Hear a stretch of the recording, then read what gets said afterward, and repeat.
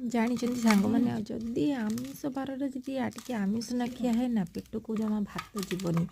ଆଉ ଯେହେତୁ ଆଜି ଶୁକ୍ରବାର ଅଛି ଆଉ ମଉସା ଯାଇକି ମାଛ ନେଇ ଆସିଥିଲେ ମାର୍କେଟରୁ। ଆଉ ଖାଲି ମାଛ ତରକାରୀ ହେଇଥିଲା ଆଉ କିଛି ବି ହେଇନଥିଲା। ଆଉ ତା ସହିତ ଆମେ ଟିକେ ସାଇଡ଼ରେ ଦିଦି ସାଲାଡ଼ କରିଦେଇଥିଲା। ଆଉ ମୁଁ ଏଠି ସାଇଡ଼ରେ କ'ଣ କଲି ନା ଟିକେ ଗୋଟେ ପାଗ ପାଣି କରିଦେଲି। ପାଗରେ ଅଛି ବାଇଗଣ ପୋଡ଼ା, ଟମାଟୋ ପୋଡ଼ା, ବିନ୍ସ ପୋଡ଼ା,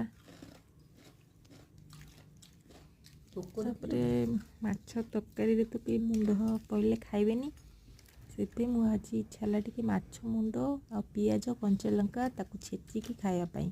ଆଉ ସିଏ ବି ଗୋଟେ ଅଲଗା ପ୍ରକାର ଟେଷ୍ଟ ଥାଏ ଆଉ ଟେଷ୍ଟ ଆସିଥାଏ।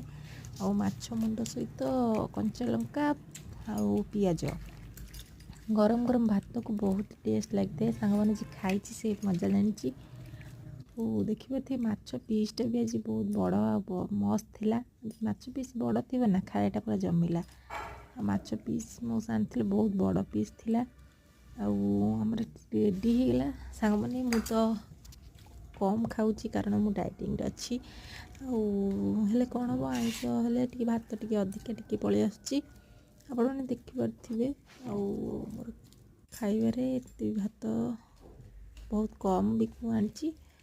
ଆଉ ସାଙ୍ଗମାନେ ମୋ ଭିଡ଼ିଓ ଯଦି ଭଲ ଲାଗିଛି ଆପଣମାନଙ୍କୁ ପ୍ଲିଜ୍ ସ୍କିପ୍ ନ କରି ଶେଷ ଯାକେ ଭିଡ଼ିଓ ଦେଖନ୍ତୁ ଆଉ ସବସ୍କ୍ରାଇବ୍ କରନ୍ତୁ। ବାଏ ବାଏ, ରହୁଛି। Bye bye, love you so much.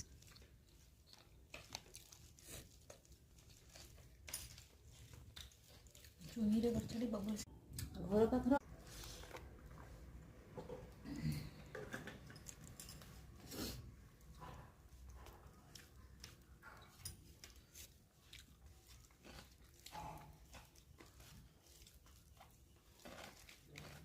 ବାସ ଅଣ୍ଡା ଦେଇଛି।